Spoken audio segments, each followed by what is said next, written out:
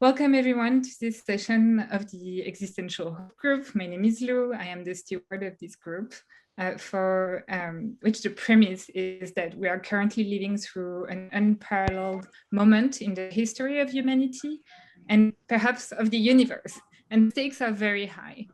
There are several far-reaching technological revolutions happening simultaneously, and these revolutions open opportunities to manifest visions of the future that are beautiful beyond imagination.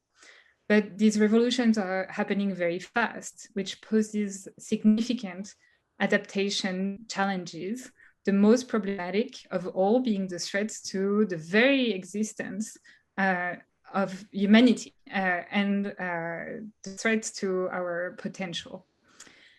So we need to ramp up our social technologies in order to be able to meet those challenges. And today we are going to talk about this, but in the specific context of the COVID-19 pandemic, with this existential risk lens on it, which is, so conveniently, the COVID pandemic is a concrete example of global coordination problem, and one that is fortunately and unfortunately fresh in everyone's mind. So it's a great opportunity to analyze and reflect on our civilization's reaction in the crisis. It's also interesting to note that pandemics can present as existential risk, both in themselves at the extreme, but also in the context where they could trigger civilizational collapse scenarios. On a more optimistic note, we are all still here. And so we have a chance right now to take stock and draw lessons and build civilizational resiliency. So I'm very grateful for our guest tonight to be joining us to inform such a reflection. Thank you, Rachel, and welcome. I will quickly give you, introduce Rachel, who is coming from in a quality of steward of the Consilience Project tonight. Rachel is a former biologist and entrepreneur. Her research for the Consilience Project focuses on microbiology, interdisciplinary biosciences, and epistemics. She has a vast and in-depth experience in natural sciences and liberal arts. She's also an activist and writes fiction and literary essays on social issues related to contemporary life. So as I said, Rachel is coming tonight as member of the Consilience Project team, and the Consilience Project, which we've talked about twice before with Daniel Schmachtenberger and Samu Bucha in previous sessions, is a project that whose goal is to facilitate the emergence of new forms of collective intelligence and governance in order to strengthen open societies and build civilizational coordination. So I'll share the link to this project if you want to explore it in the chat. But before that, Rachel, thank you again for being here. Tonight we are going to discuss the paper called Infodemic, Plaguing the Pandemic Response. Would you like to start by giving us a bit of context on this paper? What is it trying to achieve? And what are like the most, the key points, the most important points that are demonstrated? Okay, thank you for having me, Lou, and thank you guys for having me at the Foresight Institute. You know, it's ironic because actually having the correct kind of foresight can help resolve complex issues such as the COVID-19 pandemic. But unfortunately, as we saw during the last couple of years, having an incomplete view or rushing ahead with projections or incorrect information can also mislead and cause further obstructions to our sense making of the issues. Often we think of, so, you know, the COVID-19 was a biological problem, it's a viral problem, and I think probably one of the biggest issues was not necessarily the viral issue, but the human biological problem, in that the technology that we had to manage the virus, or that we possessed to manage the virus, there was incredible competence in the scientific community in terms of, coordinating. And the biggest obstructions was coordinating on other levels, such as logistics or levels of trust and governance. And it created an opportunity for not only massive failures and obstacles, but also grew distrust in such a way that disinformation grew kind of exponentially in parallel to the exponential effects of the virus itself. And in fact, SARS-CoV-1, the original virus related to SARS-CoV-2, was managed pretty effectively, as other viruses have been managed, from very basic technology. So what was interesting to see is that, very simple things such as providing masks for the public in the United States, became controversial and politicized. Masking became, masks at one point were seen as more profitable than other black market trades, more than illicit drugs and prostitution at one point, due to price gouging and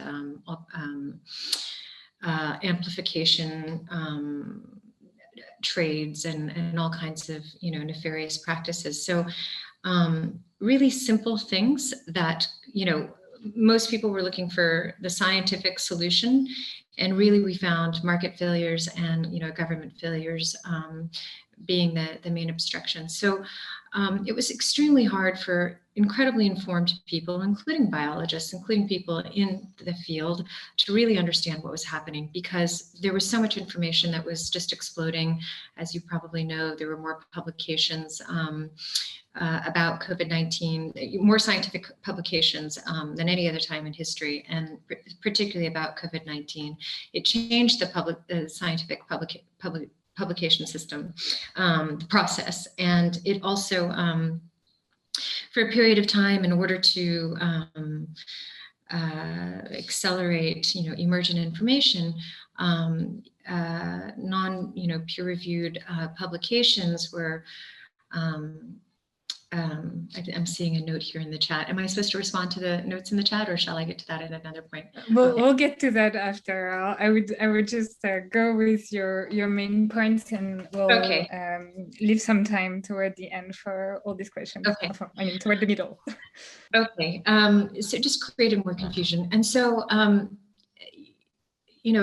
when you have a tragedy of the commons issue, you really need to have, some kind of greater form of coordination from the masses. People even, what ended up resulting is a common trend I think that we're seeing today everywhere, which is the opportunity for political polarization and shutting down of conversations instantly. So, liberals are seen as, scientists are seen as liberals. Liberals are, it becomes a faction between, becomes a warring faction between political parties. Unfortunately, there are issues on everywhere. The scientific community is captured. You have impartial information coming from different sources. And because people are holding to these ideologies, they're trapped in an incomplete, meta-reality that's blind to what's actually existing in our true reality, because we don't have the capacity to have a fully informed conversation. And so the purpose of this paper was not to come to a conclusion about what was going to happen with the virus, but trying to explain why it was so difficult to make sense, even for people who are extremely well informed. I think a lot of it had to do with not just the distrust and the disinformation, but our hastiness to try to form some sort of conclusion ahead of time. So of course there are so many models, and many of the models were correct. And I'm sure you guys know this statement from George Box, which says that all models are wrong, but some are useful, or sometimes they're useful if they're directionally correct, which means that they should be guiding points rather than taken as literal suggestions. The problem is that often also in the scientific community, not only were there issues with as I would say, I think everybody is to blame, including the scientific community, which was often in order to coordinate some sort of action, scientific community, some scientists would oversimplify information that they were, that was still uncertain for many as well. And so instead of providing good choice making options, people were corralled into or peer pressured into taking a particular perspective and given information that wasn't thoughtfully debated.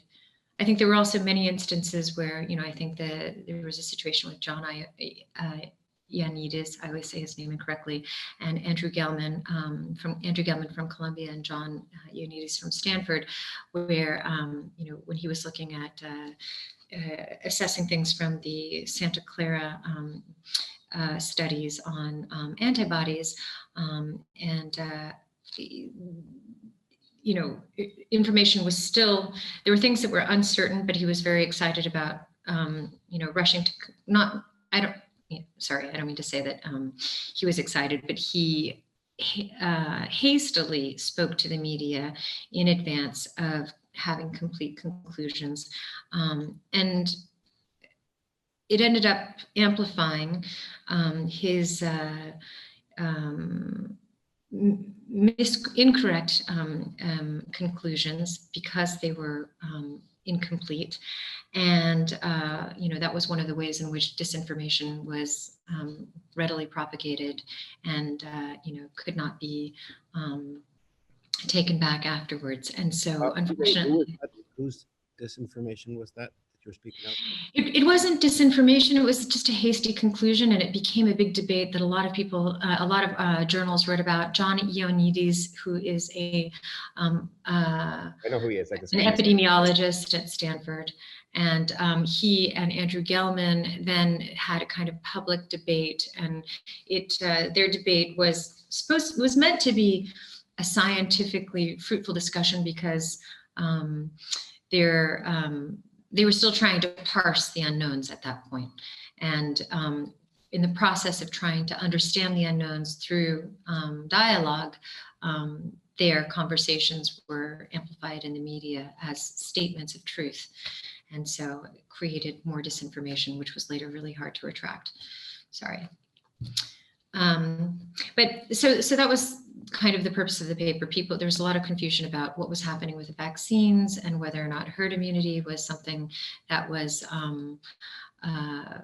people didn't understand herd immunity. And so the paper was less about coming to a conclusion or providing a direction for people to follow, but more in trying to understand why there was so much confusion coming from both sides.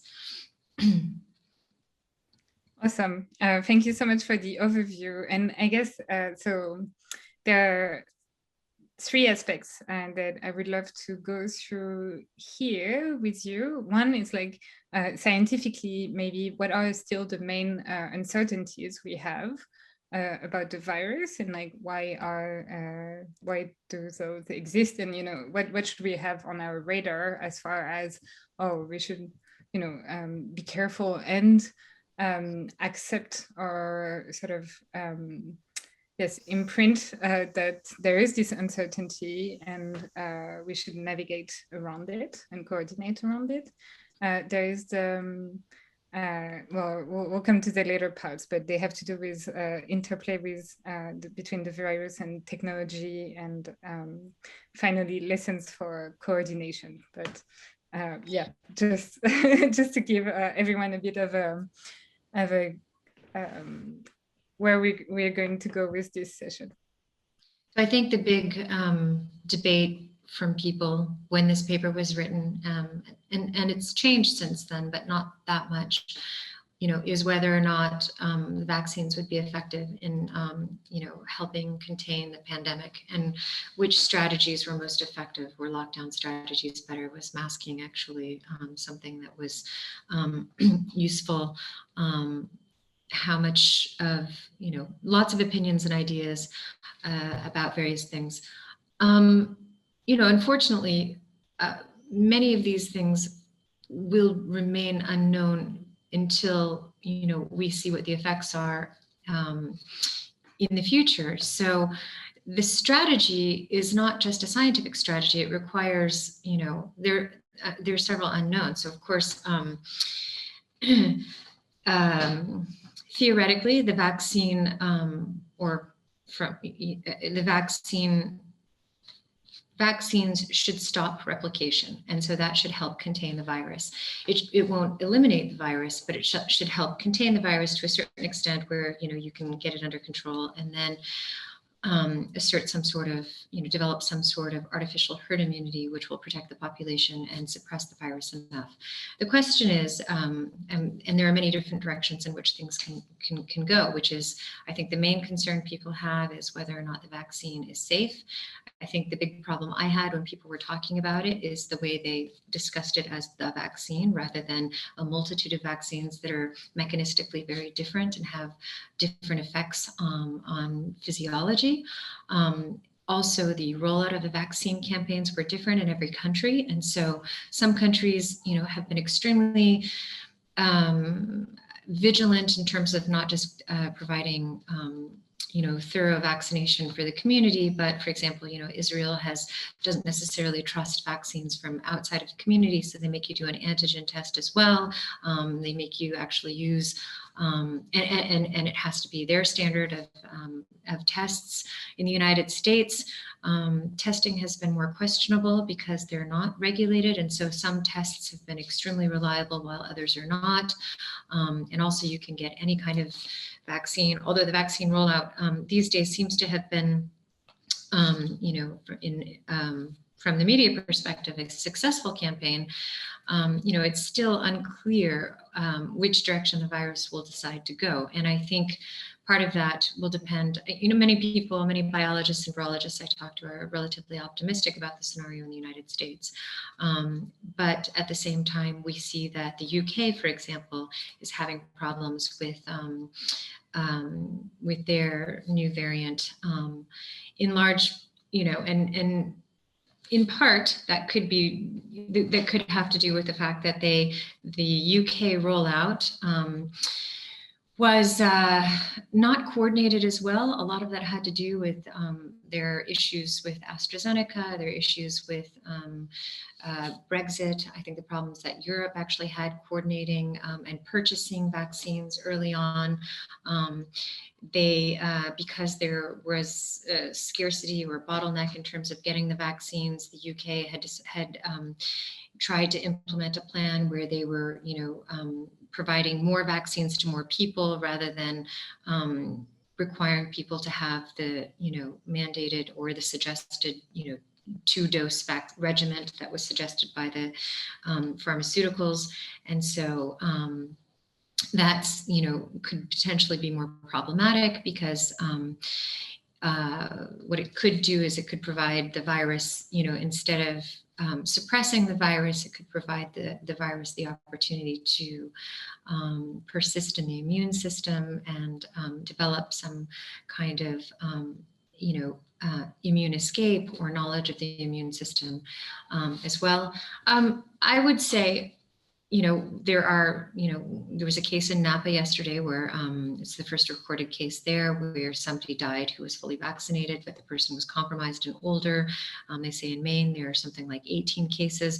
It's individual cases are very hard to understand. It's very hard to measure them and hard to look at the different effects, especially because you have what they're calling now PAM, which is the pre-symptomatic, asymptomatic, and mildly symptomatic cases, making it very hard to study and understand you know, what the effective what the viral load is or the effective dose of the virion is, and very hard to understand things from an individual perspective, what the effects are. So we're looking at things in terms of populations. And so so because the epidemiological perspective is to evaluate things from a population basis, it counters the sort of, the individual choices that people want to make, which is to, I think what I hear from a lot of people, including many young, healthy people today, is that they would rather wait to see what happens to the rest of the population. So in doing so, because we're not fully coordinated, we're kind of committing these half measures. So I think that, also provides greater impasse to resolving the problem. Whereas if we had some kind of community where we chose a particular strategy and everyone committed to that, we may actually see better outcomes. It's hard to say. We'll see how different countries fare, since they have different strategies in terms of managing things. It's not clear that at one point when this paper was written, Taiwan had been a case study for a country that had managed the pandemic relatively well, without vaccination and without draconian measures. But now we're seeing that, in fact, indeed, they are having an explosion of cases and also deaths. And it's being blamed on their lack of foresight, actually, into vaccination campaigns and greater strategic interventions. So this is sort of, these are vague generalizations. I'm happy to answer specific questions, actually. Yeah, and actually I'm going to take, there is a question from David, but before, there is a question in our Q&A system, which is precisely about specifics. And I think perhaps interesting, now that we've established there are so many unknowns, the question is actually, and perhaps the person who asked it wants to unmute themselves and say it, but it's, what are your 3 top-level single-line takeaways? For instance, was masking effective? Were lockdowns a good idea? Was censorship a good idea? So what do we know? What are the lessons we can actually draw at this stage? Or is it all, like the big unknown? Was it you, Creon? I'm the anonymous person who asked that question. I'm not asking, what do we know? I'm asking, Rachel, is that your name? Yes. What do you think? What are your top 3 takeaways? Like, you've been involved in Consilience sense-making project. Those 3 top-level questions, I could give you 10 more, but I'm just curious. Okay. What are your top? Do you think? What was I asked? Is masking effective? Are lockdowns a good idea? And what was the last one? Was the censorship of counter opinions, counter to the WHO and the CDC, a good idea? Like basically, have we learned any lessons here? Yay or nay? What's unfortunate is that we learned the lessons before SARS-CoV-2. We saw with with the SARS original, SARS-CoV-1, or, with other diseases, that masks are effective. What ended up polluting the information ecosystem was all these different studies that, if you really look at them, were kind of spurious, and there was a lot of sophistry involved in the debate in terms of things like certain Carl Hanigman or various other, I think from Oxford or others, making these arguments about needing randomized controlled trials for masking in order for them to be effective. And these people from, I think it was from Norway, who were suggesting doing these RCTs in parts of Africa, which are generally unethical. To do so, because if you don't want to expose someone to a deadly disease and then see if they live or die, it's not an ethical thing that we can do. We know, but anyway, since then there were something like 60 different scientific, pretty rigorous scientific studies. Some of them were models, and some of them were laboratory experiments that looked at that masking and particle dissemination. And what we found is that something that we knew intuitively from the start, that this is a respiratory disease, that viruses can only exist if they have a vector, that they they transmit predominantly through humans,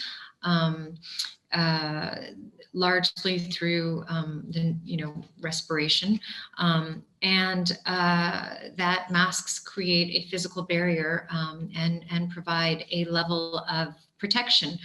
what became a debate was not whether or not masks are effective. What became a debate was how effective are masks. And because these studies or the anecdotal evidence were not done in any, originally when they were creating the debate, they weren't done systematically. So what happened was, sometimes there were studies where they would, model certain communities where people were still getting sick, even though they were wearing masks or not wearing masks, or they were extremely anecdotal, but they weren't controlling for other factors.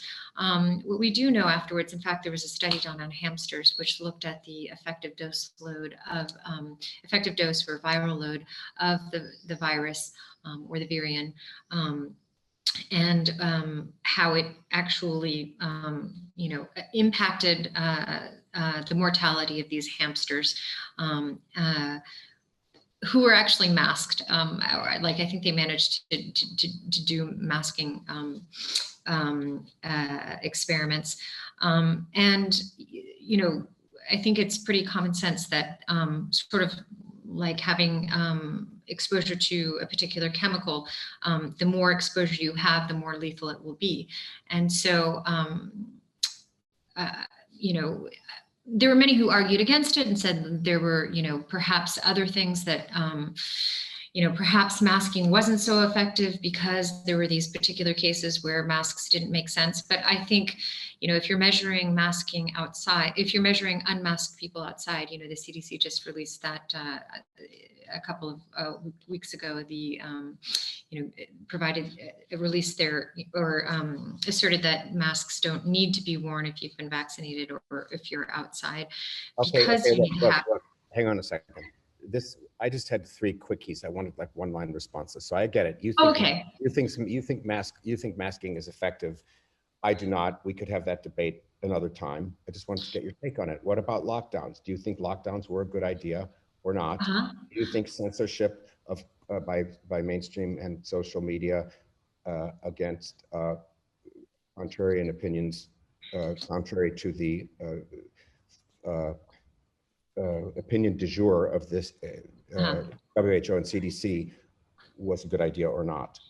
I'm worried. So to answer your last question first, I don't believe, so personally, I don't believe in censorship at all. And so I think that was mistaken. And I think the way that the media, the way that organizations and the government handled information dissemination was probably one of our biggest issues. And we're seeing a lot of backtracking on many different ideas, including virus origin right now from people who held a steadfast view early on. So I do think whether a particular opinion led to an insight occurred is one thing, but I do not believe that we should. I think it created more polarization and more confusion. So no, I don't believe in censorship at all. So getting back to the masks, I think, again, masks outside, probably not so necessary, depending on also a number of other. Masks are an easy solution, basically, easier than, vaccines or lockdowns. So they are part of the, classic intervention for. I don't want to dominate this. I don't want to have this thing dominated by masks. Sure. Thank you for letting me know. What about the question of do you think the lockdowns were a net benefit or not? Have we learned any lessons there? So I'm actually in Italy right now, and I've been in Italy throughout a lot of the pandemic. I was in the United States at the beginning. I was in Italy actually when the pandemic started.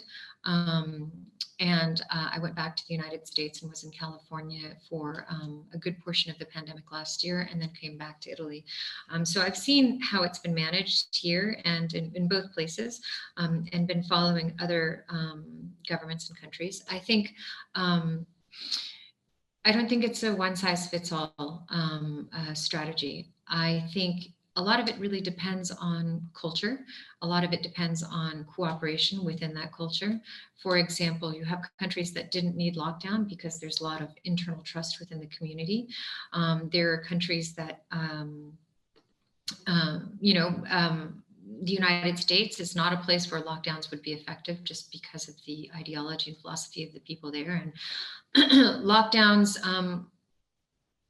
were relatively effective in places like Italy, actually, which, that was their main strategy for, as an interventive practice. And it worked largely also because of what had happened during the first round, where casualties were so high and people experienced firsthand and witnessed deaths.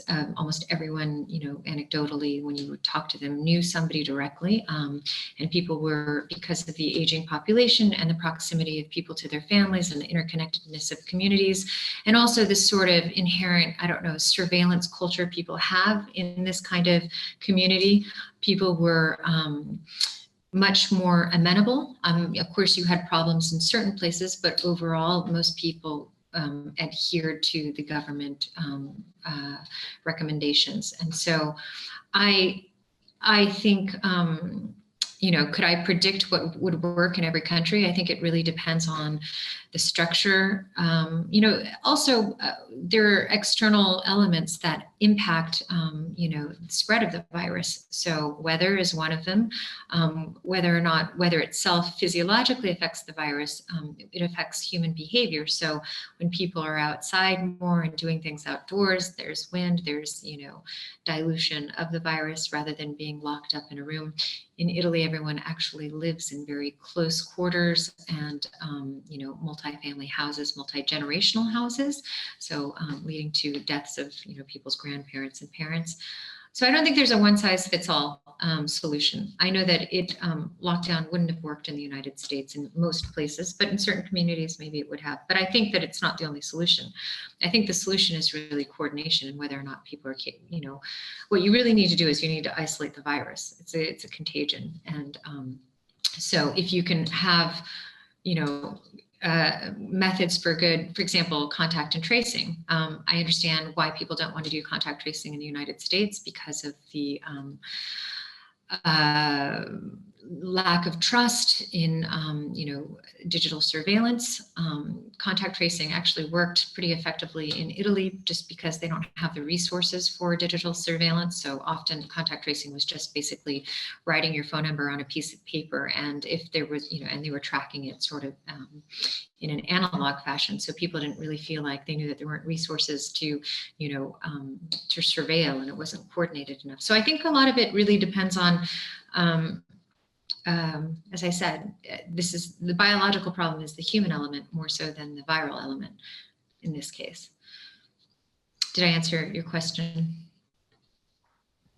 I'm going to cede the floor. Let's put it that way. Kriyan always pushing the boundaries of questions. I'll take David's question then. He's been waiting for a minute. Hi, David. Hi, Dr. Howard. I think the topic is really interesting. I want to, and I guess, build a little bit on your answer to Kriyan about not suppressing information. So I saw something recently.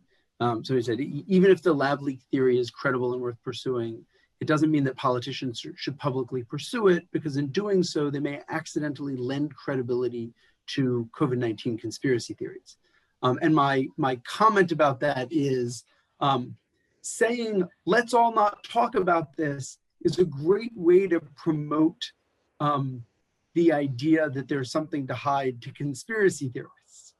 Yeah. So there's this weird balance between kind of suppressing kind of crazy conspiracy theories as a way to give them more credibility versus discrediting them as a way to give them more credibility, because why do they need to respond to this if it's really not true? And of course, ignoring them also doesn't seem to work. So what's the balance that we should strive for? I mean, from an ideological perspective, I do believe in transparency and as much information as possible. I don't believe in suppressing any kind of information. I think if a strong idea, if you have a strong idea, it should hold water, irrespectively. And so I do think that was one of the biggest problems with management of this pandemic, particularly in the United States, was this idea that the authorities knew better, so they, tried to manage how information was discussed rather than actually going into the nuances of and allowing for coherent, clear debate.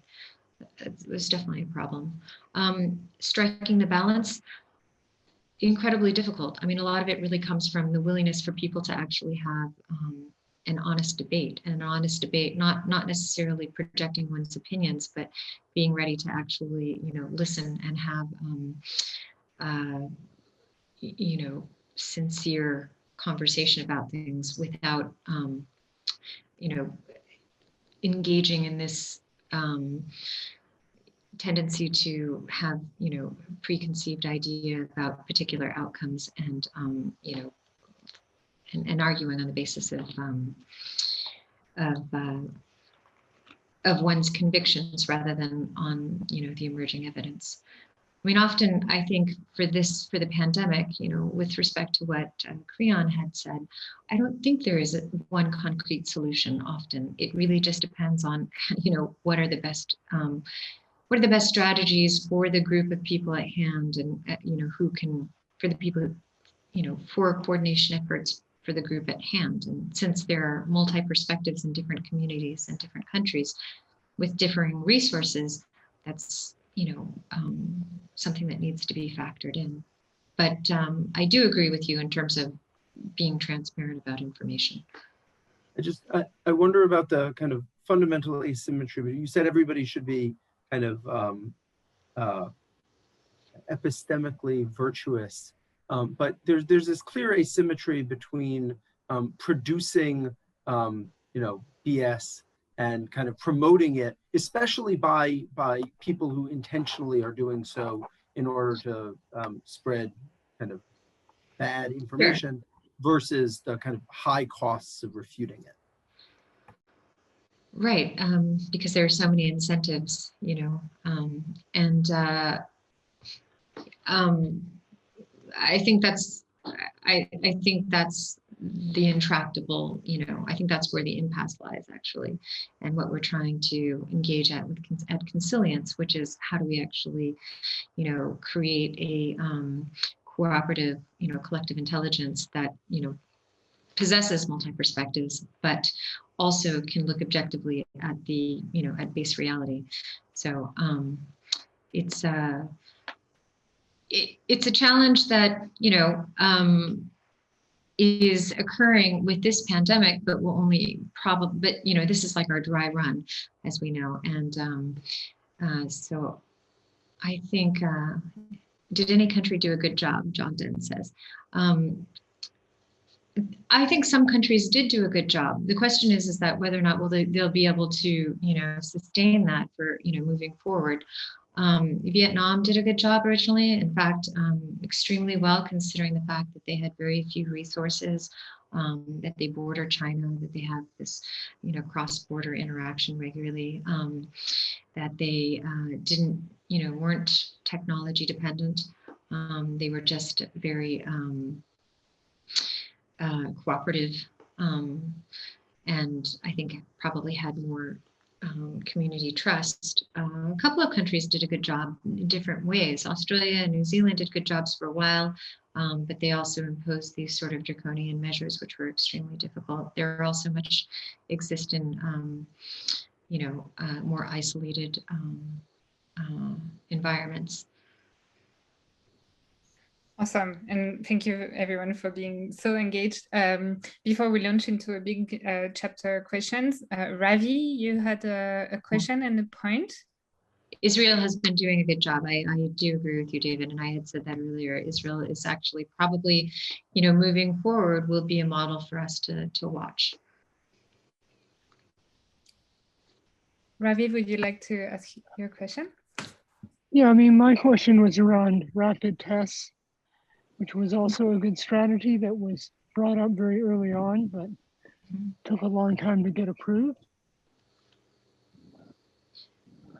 I agree. And what's the question?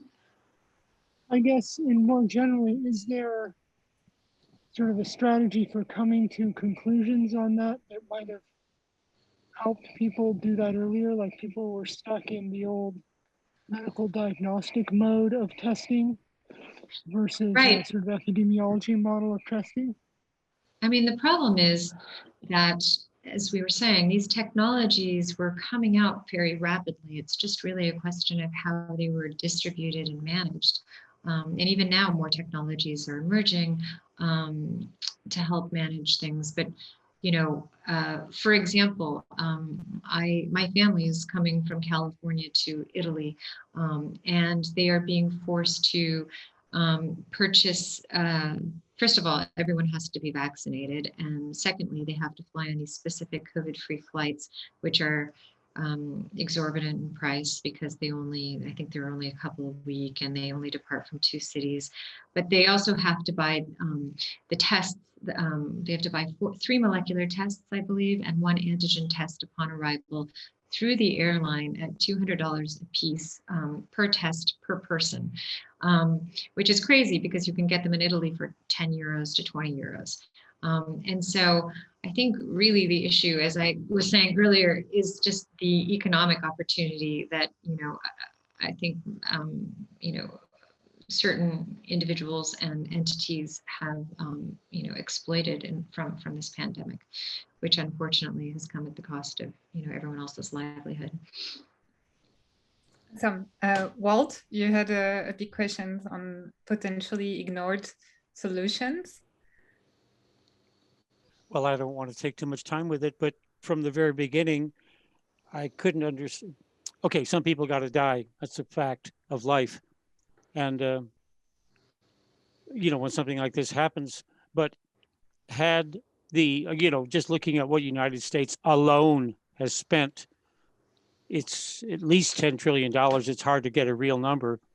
And I happen to know, because I'm intimately involved, that Greg Fahey's TRIM trials were extremely effective. In my case, I lost 11 years in my immunity age, and which is great. And not only does that give you substantial defense against COVID, it gives you substantial defense against virtually all pathogens for a long time, not just for a few months. And yet I never heard a single word about it anywhere, even though I wrote it in Facebook and other places. I mean, I'm just one person, not that influential, but it's very irritating. What was Greg Fahey's antiviral, you said? No, he regrew the thymus. You can look it up, TRIIM. Look, it's pretty well known in the anti-aging community, and Greg Fahey is widely regarded as a bit of a hero. So it was an immune booster. Mm-hmm. It was an immune booster. Yeah, to revitalize the, you know, your thymus, which is the center of your immune system. Yeah. Mm-hmm. By the time you get to my age of 68, it's about 99% fat cells, and just you have no ability. This is one of the main reasons why old people die from diseases that a young person would just slough off. So it's a key element of longevity, but from the perspective of a pandemic, it also could be a key and lasting element of addressing pandemics in general. It would be less pandemics if everybody had a strong immune system. So I'll end with that. Absolutely. I agree. I think having a strong immune system is an important part of managing the pandemic. But I think the biological or the microbiological or virological argument would be that, as stated in the paper, it's important to protect one's immunity, one's individual immunity, but taking supplements or you know, doing things to strengthen one's immunity doesn't stop the virus from replicating necessarily.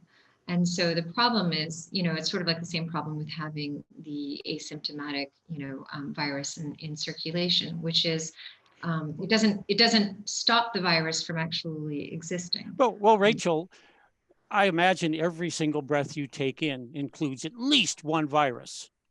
at least one coronavirus. They are very small and they're fully distributed around the world at this point. But you're not catching the disease, are you? Why is that? It's because there's a lot of reasons. It's just largely a bunch of statistical curves overlaid on top of each other. But a key part of it is your body attack, most of them are destroyed before they have a chance to replicate. Well, the virus can't exist without a human vector or an animal vector. So it needs the biological organism in order to replicate. It can survive for a period of time, and nobody's quite sure, but it's been said maybe 24 hours or 48 hours, to be able to live in the air. SARS-CoV-2 is a novel coronavirus, so it's different from the other, beta coronaviruses and coronaviruses that exist out there. So you're right, the common cold is a coronavirus. They exist everywhere. The Which difference ones aren't novel? Aren't they all novel? That's kind of a no, I don't understand. No. Novel means that it's never been it's exposed to. So humans are a naive population, and meaning that it didn't exist before in nature, and so which is common. New viruses and bacteria, evolve all the time, particularly RNA viruses, but this one happens to be particularly adept at entering human cells and replicating within the human system, and hijacking the cellular apparatus and replicating and changing within the body to be extremely deleterious to some, and could potentially be deleterious to everybody if given the right viral load. I mean, if we all worked in a hospital, the reason why young doctors and nurses have been dying is not necessarily because they have different immune systems. When people look at things from a demographic perspective, they're like, well, young people never get sick, and but they do in hospitals because they're exposed to much higher load. That's, as I was saying, what makes this virus potentially dangerous. It's not so much, what makes it most dangerous is that it's actually mild and has, totally asymptomatic in a lot of cases. So it allows it to actually exist and circulate much, within the human ecosystem, whereas SARS-CoV-1 was largely taken out of the human ecosystem because it was so dangerous, that it was so conspicuous and easy to track down, so that it would be those who tested positive would either die or be put into isolation. Thanks, Walt. Creon had a follow-up question on your question, actually. Yeah, Okay. Thanks, Walt. Interesting of you to reveal your particular case situation in TRIM. Thanks for that. Okay, but the TRIM thing, the idea that there's this therapy, I'm also quite familiar with it, that can do, it's like probably one of the biggest breakthroughs in immune system regeneration that's happened in the last ever. But be that as it may, to me, and I'm kind of interested in your opinion on this, Rachel. I know that we kind of may sit on opposite sides on a number of things, but I'm interested in exploring and dancing with you about this, okay? Sure. So here's the thing. It seems to me that the elephant in the room, and I've been saying this, as Lou well knows, for like well over a year now. The elephant in the room with SARS-CoV-2 is that 98% or so of the people who died from it had 2 or more metabolic disease comorbidities, okay? And so it was basically it was almost entirely quite unhealthy people who died from it. And the reason I suspect that certain places like Africa and Vietnam and other places may have had such dramatically lower population adjusted morbidity and mortality from this disease is because they fortunately are not yet, quote unquote, civilized enough to be on the shit diets that most of the rest of the world is on, that's making them sick, obese, hypertensive, cancerous, all these things, okay? And so to me, the basic point is that if you have a healthy population, this is a nuisance virus. And if you have an unhealthy population, it's a fairly serious virus, okay? And so the issue to me is, and the lesson for us to learn, and it's frankly, fortunately, it's never too late to learn this, And no, the people in India are not dying in droves. Look at their population-based death rates. Don't use the actual numbers. There's 1 billion people in India. Anyway, just this is in response to the chat. Anyway, to me, the optimistic thing, which we could learn whenever we choose to just open our eyes, is that the way you look, humans and hominids have been around for close to 1 million years, you know, hundreds of thousands of years. And before that, mammals have been around for many, many millions of years. And the virome has been going this whole time, right? And there was no zombie apocalypse that wiped out all humans or all mammals, okay? We have been living with the virome because healthy people in general, population-wide, can template and essentially rid themselves of a virus even before it infects any of their cells. This is modern immunology, mucosal immunology, which used to be the backwater field of immunology, but has now come to the fore. Normally what happens is you breathe in 100 viruses with every breath, and they fall in your mucous membranes. They're torn apart by chemicals that are specifically evolved for this.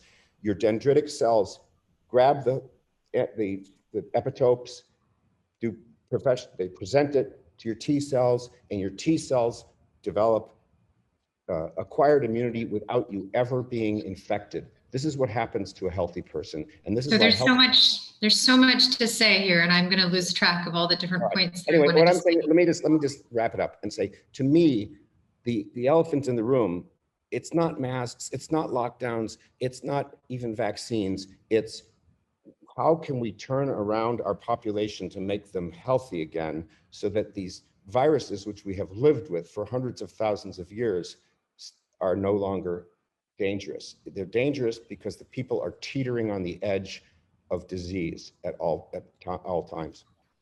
So, Kriyan, thank you. You have a lot of points that I have to address, and I appreciate what you just said, which is how do we actually create a healthier society? I think that's imperative in general. Yes, the industrial food complex and pollution and all kinds of other things that basically create the longevity inequality in the United States, for example, of like 18 years, I guess it is right now, between the richest 1% and the poorest in the United States. It's just a basic, has to do with access to food, water, healthcare, and other things. So we see that it's not the limit of being a human, it's the limit of what society you live in. So I agree with you. I think that's a problem that needs to be resolved. But with respect to what you were saying about the virus, there has been a microbial arms race from time immemorial, and you're right. 90% of our body is microbial, mostly bacterial, but there's so much we don't know about viruses. There's very little we know about viruses. There are billions and billions of viruses that have existed. A lot of them teeter out into oblivion and, are rendered extinct because they just, either don't have the right evolutionary strategy or there's no good vector for them. That doesn't mean that there aren't really bad viruses out there. We've certainly seen them and they do exist. The really bad ones actually, as I said, the really conspicuous ones that just kill everybody like Ebola and Marburg are easier to contain to a certain extent. This particular virus, I think, is challenging because we live at a time that is unprecedented with nearly 8 billion people on the planet living in a globalized society where, we're all interdependent and interactions happen pretty, where we're all interacting with each other regularly. And I would say that, initially when this when the pandemic began, people were looking at places like Africa and, poor nations that seemed to be less affected. In fact, I knew some people who were studying this in Pakistan, and they were looking at the difference between Pakistan and India. And what they found actually was, and again, it's hard to really, it's hard to confirm these scientifically in a strong empirical fashion.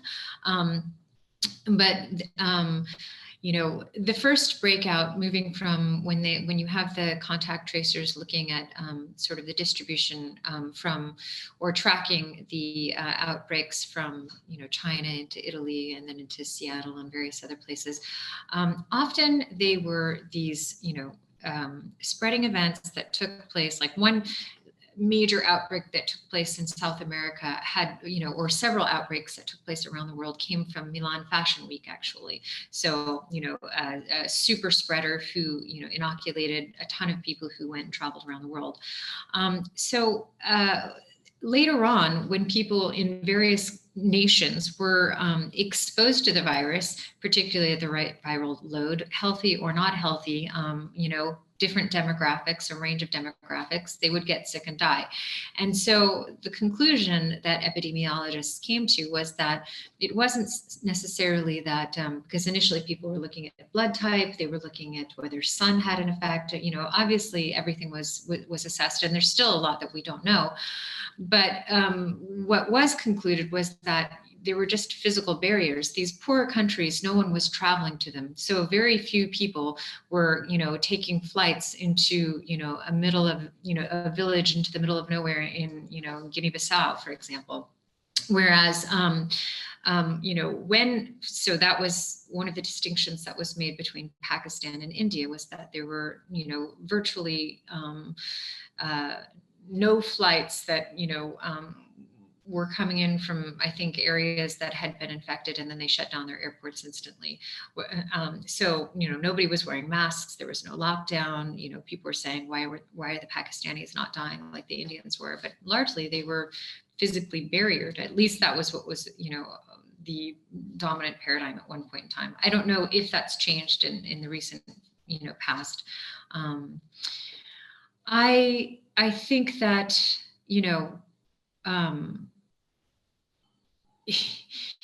if we were to say that we should just expose ourselves to viruses and just be extremely healthy, and it's just a question of, having a healthy immune system, otherwise viruses would go away. There are several examples throughout history where we see that actually viruses and bacteria can overwhelm human immune systems, including SARS-CoV-2. Yes, your individual immune response may protect you if you have a minimum viral, load, but it doesn't mean that it will make you immune from getting sick or dying if you are exposed to a higher viral load. I think one of the reasons why we've seen such minimal impact to a certain extent has been a result of containment. There have been enormous containment measures throughout the world, and you may criticize that and say, well, people still got sick and died. But you could also make the argument and say that if there had been no containment, what would have happened to civilization throughout the world, and what would have happened to the spread of this virus? I think we can argue about it philosophically because, it's really hard to argue counterfactuals, in this case. But I think, if we're looking at environments where there has been exposure and cases, and it's been left uncontained. We've seen that even in Sweden or in Great Britain, where, the idea initially was to let herd immunity develop. And we saw that once it was uncontrolled, people got really sick and died. And it wasn't just old people. Sweden has had the same rates as most other places in Europe. No, Sweden actually was significantly higher in death rates over the last several months. And in fact, it became a case study against, if you look, there are countless articles about this. If you compare it to its neighbors in Scandinavia, it was actually initially at one point in time, Sweden had lower rates. And so it was used as this sort of example of, an example for implementing, natural herd immunity. Lots of, there was lots of inquiry as to why.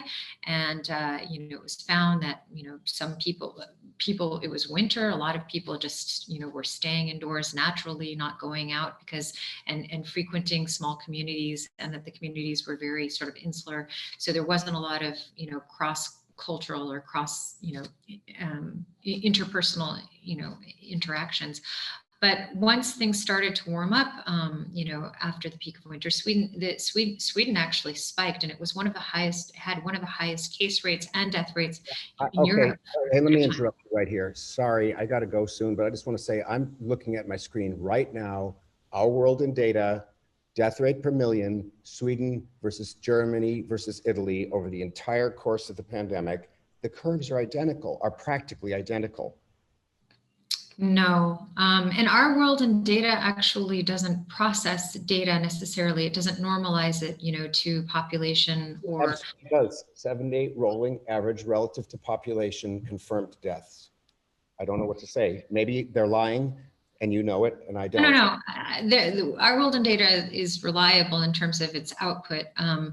But I think it also depends on how you look at the data, which range you're looking at over what period of time. I'm looking over the full course of the pandemic, all the data that's been collected from the beginning, from March 2020 till now.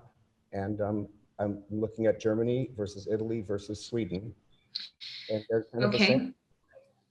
Well, I feel like this is one of the perils of, modern teaching, by the way, is this on-demand, sifting of information to find the best answer, because we live in a digital age and, we can, if you will allow me, I will, happily send you some scientific articles and you can believe them and challenge them. And we can, if I can find the right ones for you to make the argument.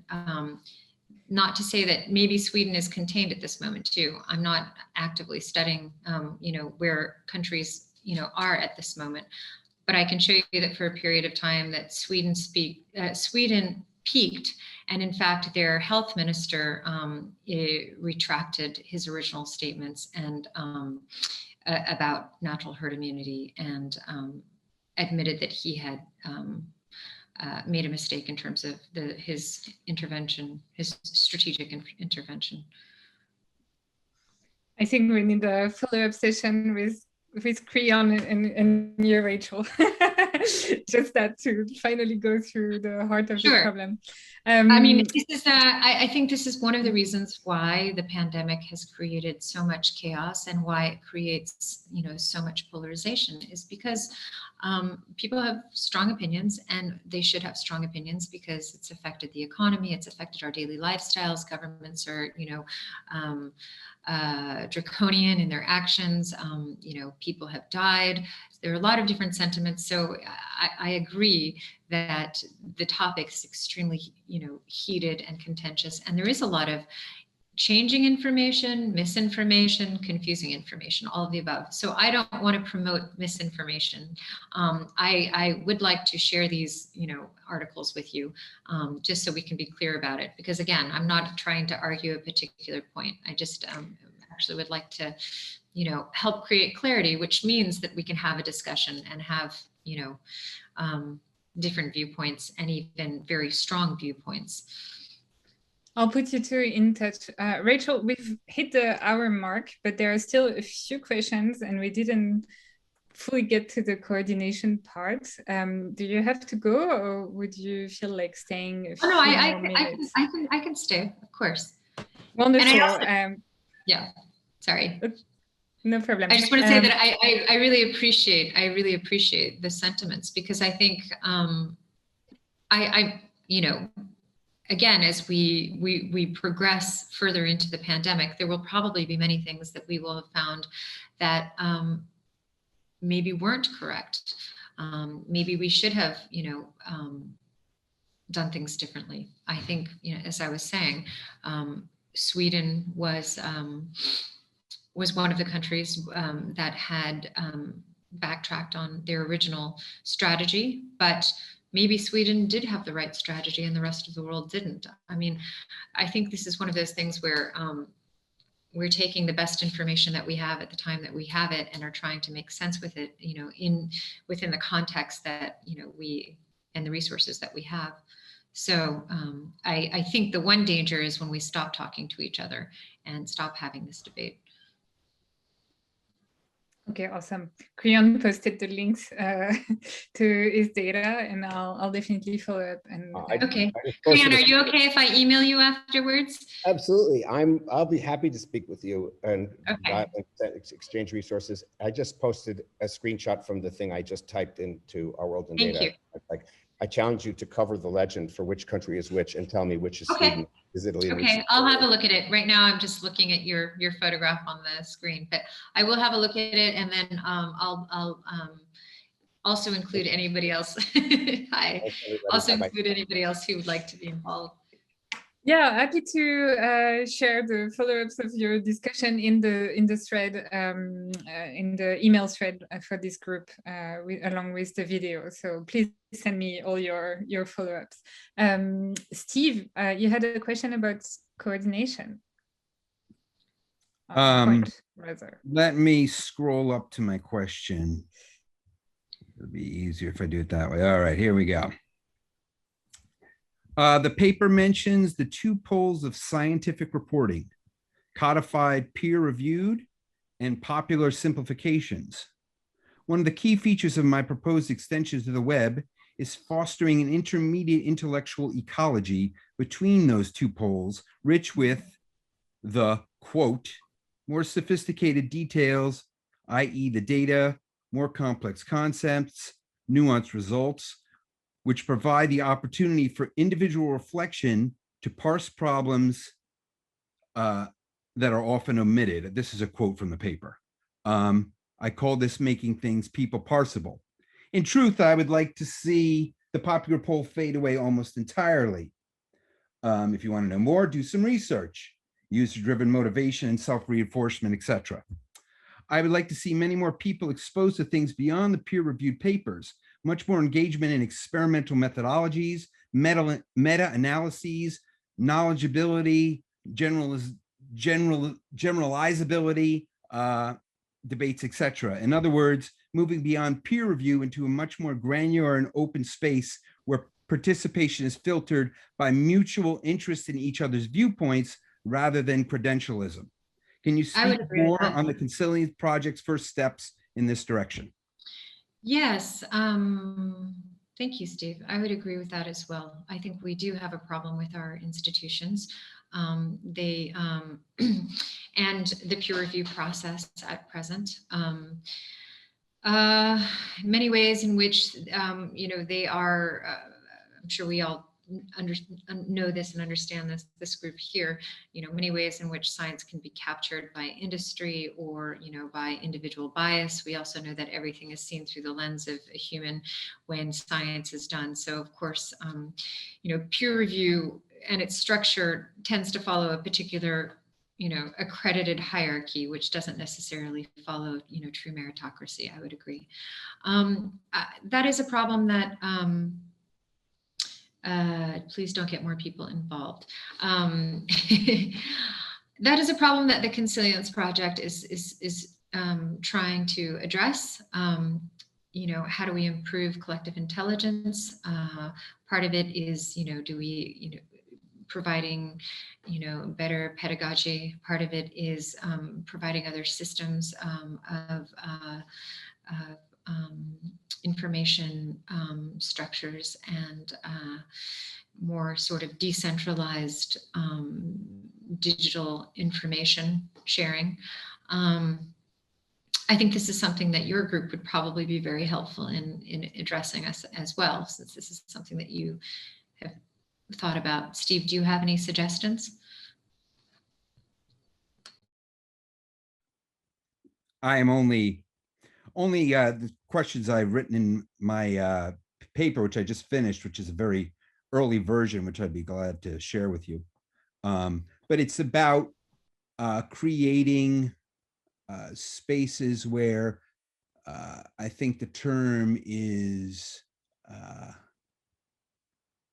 motivationally, now I'm forgetting the term, but essentially spaces where people are not motivated to gain the space in any way, so that true intellectual debate can exist without, outside motivations affecting the methodology and the flow that happens within.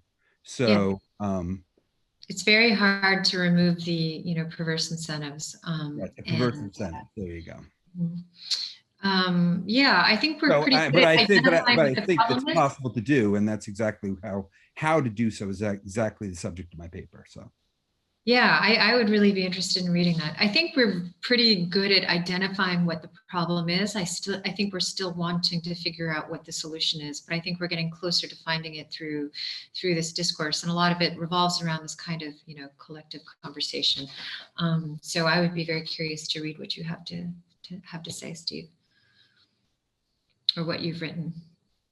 All right, great. Well, thanks. I'll follow up. Thank you. I see a number of questions coming up in the chat and I can't quite read them, so I'll let Lou. Yes, well, there are quite a number of really interesting points. Ravi, would you like to ask the one you just posted? Yeah, I mean, I had a question. There are a bunch of sort of debate and knowledge network mechanisms like Metaculus, Kialo, Augur, prediction markets. Has anyone done I didn't, sorry, I didn't, you cut out that last part. There are a lot of debates around what, sorry? There are a lot of mechanisms online like Metaculus, Kialo, Augur, prediction markets. Has anyone done a retrospective of those to see, did they arrive at better answers and how well and how and why? Lou, I didn't really hear that. So I think David can help explain a bit the mechanisms.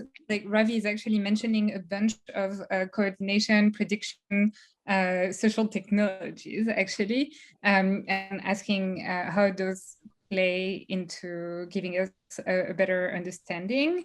And I think David wants to add a point to that, which we can make it a group question. Okay.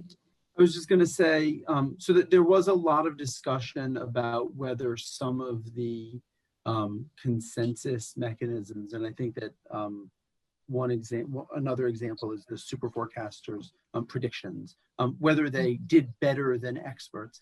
And I think that the primary thing that they did a little bit unfairly was got public answers quicker than experts, because most of the experts were working in organizations that took weeks to like publicly say things. So when the expert consensus shifted towards we should use masks, it still took the CDC a couple of weeks to stop saying the old thing and start saying the new thing. Right. So that was a large part of why some of these public knowledge mechanisms did better. They also do kind of aggregate information in ways that other methods don't. I don't know if. Sure. I mean, I could just answer generically and say, I think it depends on what question you're trying to answer too. Consensus is not always correct. Consensus can be correct depending on what it is that you're trying to answer. But I don't have an answer to that, Ravi. I'm sorry. I appreciate David's answer. Communal answering then. Okay, great. Something we didn't, maybe I would love to ask, because this is a existential hope question, is like, what makes you hopeful in our reactions, or have there been like lesson drawn already? And when we look at the path forward, what, not in a way where we're like, okay, well, let's be optimistic and hope for the best, because clearly that's a really bad way of going about this. But more in the way of what could inspire us to take example from to manage future pandemics or future global crises. Where should we look? Well, I think it's, we have a head start right now because we know where a lot of the problems lie. And so I think, as we know, the problem is not just combating the, the physical barrier of the pandemic, or dealing with, we're not constrained by the physics or the, it's really the partial understanding that we have and our ability to communicate this and unveil, information as it emerges. So I think part of it is, what's optimistic about it? I think that we're asking the right questions. And I think that, including in this conversation here, people are searching for answers which are how do we, you know, create stronger epistemic commons? What are the best ways to, you know, coordinate such things? You know, and I think that there are many social theories that are now being put into practice and experimented with, and I think that's I think this is a, you know, as I said, a good dry run, not just for the pandemic, but for other existential tragedy of the commons problems. I think it, you know, brings into our awareness the, you know, tendency for these multipolar traps to develop, and gives us, you know, greater capacity to, you know, reinforce a sense of resilience through these, you know, dry runs, or these tests that are given to us at the moment. I mean, unfortunately, not, you know, what is it, 3 million people? I don't remember exactly how many people have died, but, you know, we still, this is a minor, I think, existential threat compared to others that could, you know, that are perhaps imminent. So I think the optimistic thing is that we've tested certain things. We've tested our ability to communicate in a digital landscape, our ability to, you know, cooperate on various levels. We've seen the weaknesses in various infrastructures. You know, we also know that we really can't rely on the fourth estate anymore, and that there need to be, you know, new forms of digital revolutions that will take place that, you know, can communicate effectively in ways that are, can promote better understanding. But hopefully what it will also do is give us the opportunity to, you know, not exist in silos, but to aggregate our you know, our powers and our sense of understanding about things, organizations like yours and ours and others, to sort of come together and come up with, you know, so many bright people who are often, you know, existing in their own individual silos have come out now and looking for solutions collectively. So I'm hoping that that's, you know, my optimism is. Yeah, I mean, it has happened in a sense already for us at Foresight. The pandemic was a catalyst to, you know, coordinate with people with a very much broader scope, thanks to this virtual transition. So hopefully that helps. There's a question from Jeannie in the chat that is also getting a strong push to be asked. Okay. I'm not seeing it in the there's so many messages in the chat. By the way, thank you, Walt, and thank you, Steve, for your comments. What was Jamie's question? Oh, I think Jamie's going to ask it. Yeah, I can hop on and ask. Hi, Rachel. Hi, Jamie. So I had 2 questions, but I'll ask the question that some people are pushing me to ask, and it has to do with bias. So I run a research team. I run an organization that's, you know, similar along the same lines as the Consilience Project. We simulate societal scale discourse. And a question that I get asked all the time, which is what I'm going to ask you, is, you know, how do you deal with bias in your research processes? Is there training? Are there procedures to overcome research bias, or assumptive priors in bringing in experts that can bring in, you know, certain points of view that may be really difficult to overcome or introduce new perspectives to? So I'm just wondering, what are the procedures and trainings in place to overcome that? Gosh, Jamie, that is probably the most important question, and something I ask our group on a regular basis. And the hardest, I would love to know what organization you're with as well. I'd love to look you up and chat with you more about this. It's the biggest barrier, I think, to any kind of, you know, greater understanding. I think everyone likes to think that they have a methodology, you know, this is the algorithm. And I think even if you have a perfect algorithm, you know, if the machine, if the script is right, but the machine is wrong, things are still not going to function. And I think it's too hard for us to be able to see what our biases are. Like I said, I really appreciate Daniel Kahneman and his like slow and fast thinking. I think right now we, you know, unfortunately, we don't, our organization relies on collective intelligence. And unfortunately, we're susceptible to bias. But I think the one advantage that we have is this, I wouldn't say an advantage that we have, but I think we try to assert epistemic humility in the sense that we are willing to evaluate counter narratives, really straw man, every thought, and that comes into into the discourse with empirical, but not just empirical forms of, understanding, but also, examine inductive, deductive, and abductive logic, and not just throw something out the window because there hasn't been strong empirical evidence as well. But I think we're in the process of trying to develop a systematic way of evaluating this. I think it's incredibly hard because we're all prone to bias. So, we also, I think many of us would agree, don't want to just, not everybody would agree, but I would say that, human understanding is also important. So not just relying on algorithms is because we live in a society that, that operates on the basis of values as well. So, I think it's something that we're still hoping to develop.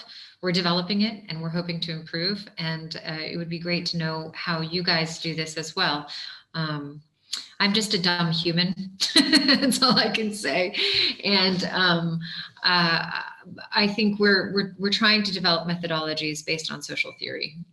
But I think it could be improved. Jamie, what is your system? So first I'll answer your question, the question you asked before. So I work with the Society Library. We're a nonprofit organization, and we create our slogan is creating a library of society's ideas, ideologies, and points of view. And so also just a quick correction. I think when you said straw man, you meant steel man. Straw man is when you Yes, no, you're right. Straw man's a fallacy. Yeah, I did. I'm sorry, I'm looking at all the different screens, and I did mean steel man. Thank you for that correction.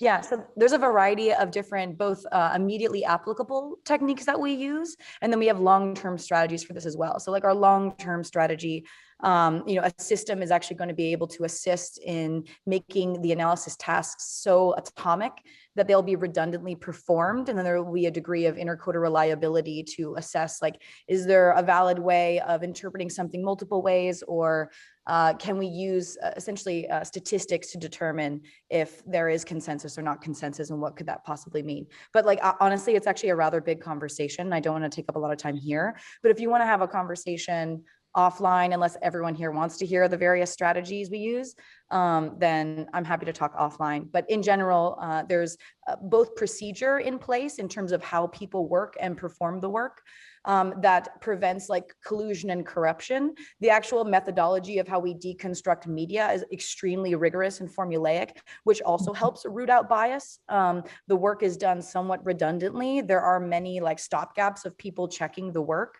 And whenever we've invited in experts, we have to very pretty much it's a hands-on job whenever we bring in an expert to evaluate a piece of content in combating their own bias. And we have to use the Socratic method and essentially just ask, like, how do you know this is true? How do you know this is true? And like demand they provide additional reasoning to justify the specific judgments that they're associating with a specific claim. So when it comes to experts, it's extremely hands-on to overcome bias and assumptive priors and all that sort of thing. But of course, what's amazing about it is like, as our work in general becomes more formulaic, and as we tinker with the information processing pipeline, we'll actually be able to hard code that in software, and software will be able to help manage some of these tasks to make it much more efficient. So I don't know the nature of like how research and analysis is done at Consilience, but it seems as though making it as formulaic as possible will be helpful, because most likely you would want to scale. Yeah, we have a project called Meta News. I don't know if you've seen it on the site or if any of the other Consilience people have spoken about it, but there is a way in which where we do try to, as Walt actually just said, address all competing paradigms, and there's a way in which,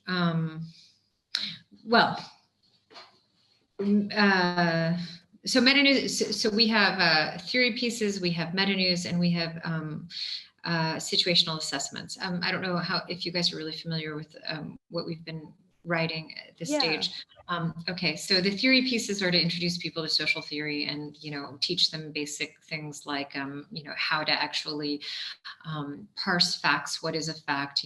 Problems with statistics, how to argue in bad faith, and, things that kind of capture people and help expose the various biases. The situational assessments are applications for these with current events for these different types of theory pieces. And then the meta news is a way in which we're developing ways in which the media is, captures the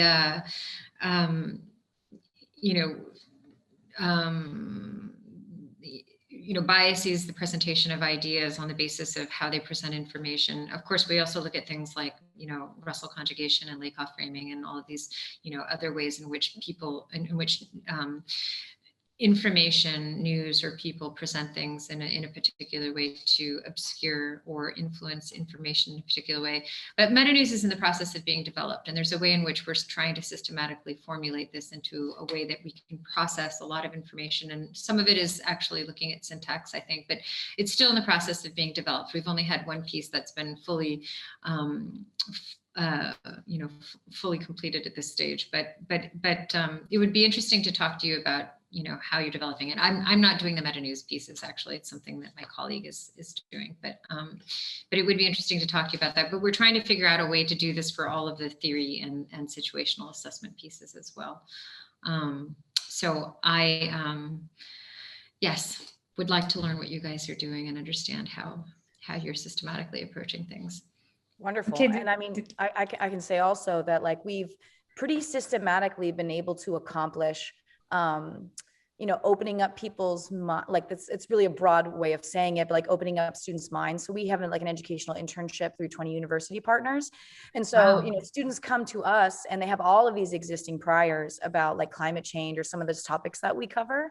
And we have specific techniques where we essentially drill the students into like, they have to go and do counter narrative research, and they have to reach a point at which they are beginning to doubt their priors, which is wonderful for us because that's that in and of, in that is the lesson for us, is to teach students about complexity, have them break down their assumptions so that they can be more open-minded. In my opinion, this may be a similar phenomenon to what's been seen in the disinformation space. So disinformation experts, they see a lot of terrible, gruesome, horrible, gory stuff on the web.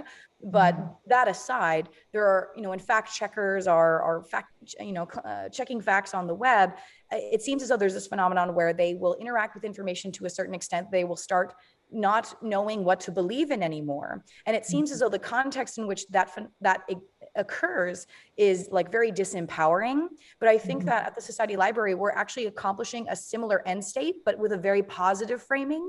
So like, it's very empowering. Instead of like, oh my gosh, I've seen so much counter information on all sides. As a fact checker, I no longer know what to believe and I'm lost because I thought I was like signing up for this grand battle of truth.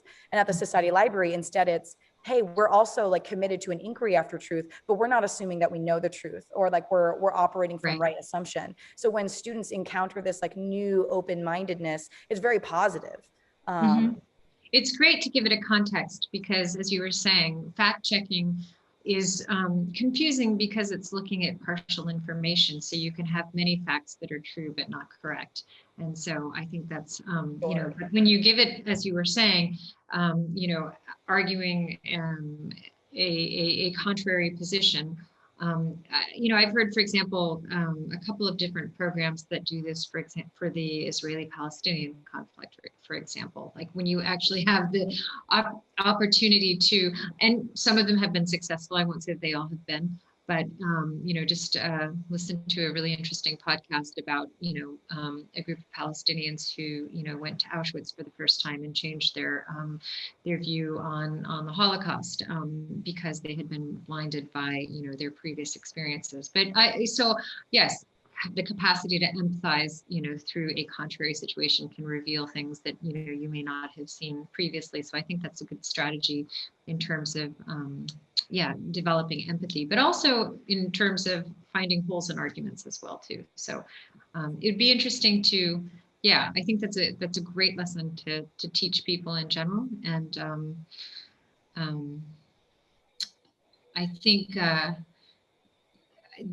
it would be great to explore deeper methodologies, though, in terms of how we assess, assess things. I think, as I said, we try to understand things from a broad perspective, but then also walk away with an ethical opinion as well. Someone just Fantastic. That's awesome. And actually, I think since we have now passed the hour-and-a-half mark, there is so much enthusiasm in the chat for a follow-up session on this. And also given the discussion with Creon, etc. So maybe Rachel, if you're down for it, we can have either like maybe a smaller work group or reflection or something with Jamie. I'll be in touch with you too. I mean, this is what the I would love that. I would love that, Jamie. I feel like there's, and I would love to engage in a broader discussion with the group in general. I feel like this is a good nucleation of lots of different ideas that could, help in our development of what we're doing as well. That's awesome. Yeah, I'm really happy to coordinate this. It was very nice to see how engaged everyone was for this session. So much that we have to do another session. And yeah, like we had Steve, Jeremy, David, Rick, who are like, okay, let's have a follow-up meeting. So I'll be in touch with you too. I will also post any updates. If we do a follow-up meeting, I'll notify all of you who are present. Yeah, let's continue the work. I love that this group is a fertile ground for more collaboration. It's definitely why it exists. And this was a wonderful, wonderful session, and I hope it develops into something even bigger. Thank you so much, Rachel. Thank you, everyone, for participating and asking. We can exchange emails. Questions. I see that there's an email request. I'm happy to have you write me at the Consilience Project address. I'll give that to Lou afterwards if anyone wants to contact me. Okay. Thank you. Wonderful.